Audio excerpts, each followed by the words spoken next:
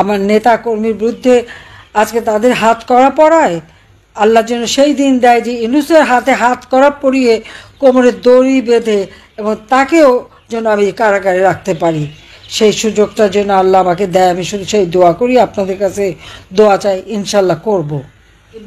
বিদ্রোহ তার তদন্ত কমিশনের চেয়ারম্যান।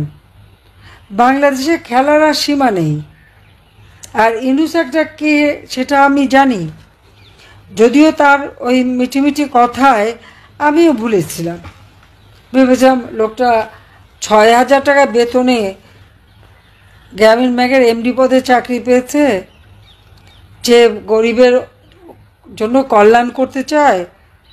কাজী গ্রামীণ ব্যাংকে ৪০০ কোটি টাকা, তাকে মোবাইল ফোনের ব্যবসা সবই দেওয়া হয়েছিল। এমনকি ওয়াশিংটনে ক্ষুদ্র ঋণের উপর সম্মেলন আমাকে এসে হাত পা ধরলো যাওয়ার জন্য, আমি গেলাম।